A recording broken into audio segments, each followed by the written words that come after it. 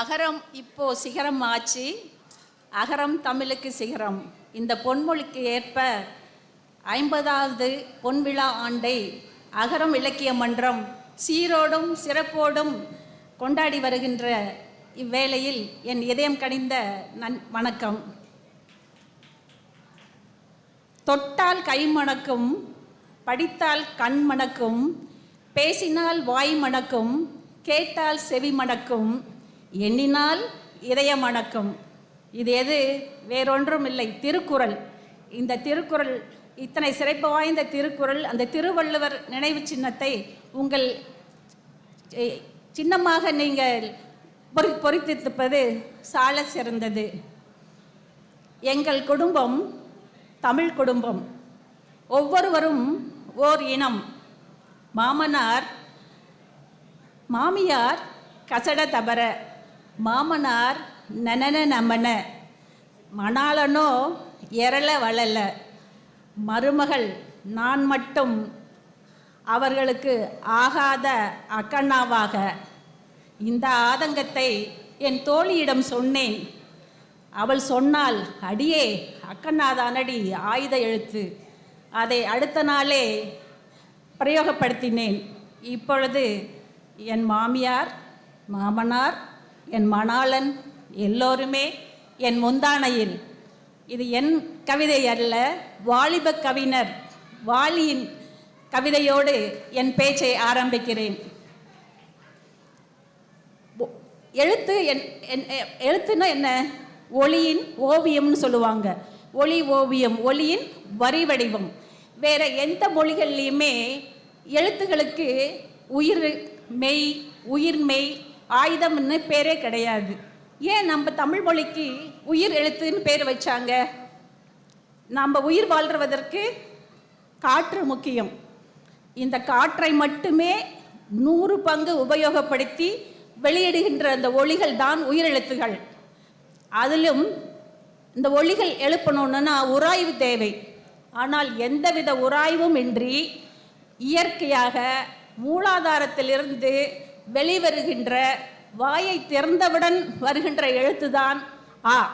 அதனால்தான் வள்ளுவர் தனது திருக்குறளில் அகர முதல எழுத்தெல்லாம் ஆதி பகவன் முதற்றேன் அப்படின்னு வச்சாரு. இந்த ஆ எழுத்தை பற்றி சிறப்பாக பேசணுன்னு எனக்கு 1 மணி நேரம் தேவை.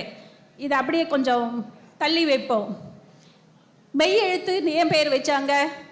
உயிரெழுத்து காற்றுனால வர்ற ஒளிகள்லேருந்து வர்றது. மெய் எழுத்து மெய்யாகிய வாய், உதடு, பல், அன்னம், இத்தனை மெய்களுடைய பாற்று அதிகம், காற்றோட பங்கு குறைவு. இதை பயன்படுத்தி எழுப்புகின்ற ஒளிதான் மெய்யெழுத்துகள். இப்போ உயிர் வச்சாங்க, மெய் வச்சாங்க. இது போதுமா? மனித இனம் ஆண் என்றும் பெண் என்றும் இருக்கு. அப்போ எழுத்துக்கு ஆண் எழுத்து வேணும், பெண் எழுத்து வேணும். சமூகத்தில் ஆண் பெண் மட்டுமா இருக்கும்?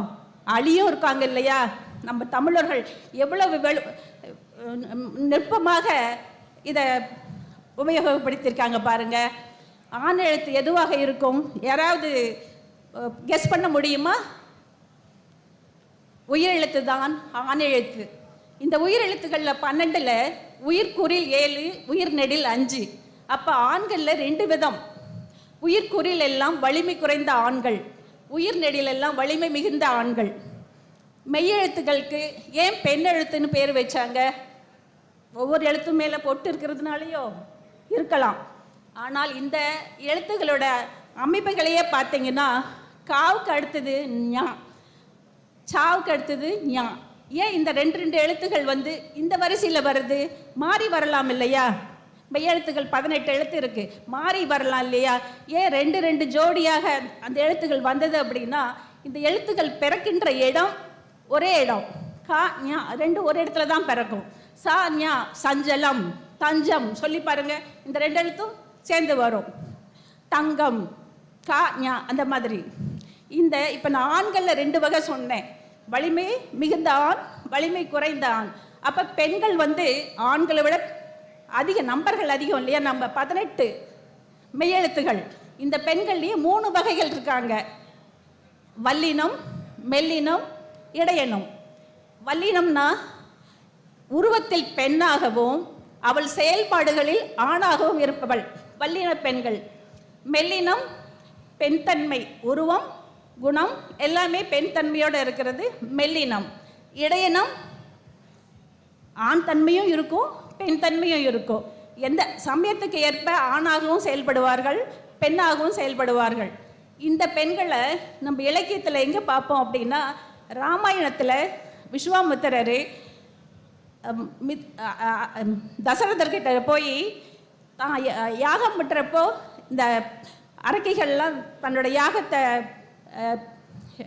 இடையூறு செய்கிறாங்க, அதனால் ராமனை அனுப்பி வைங்கன்னு சொல்லி ராமன் லக்ஷ்மணனோடு வருவார்.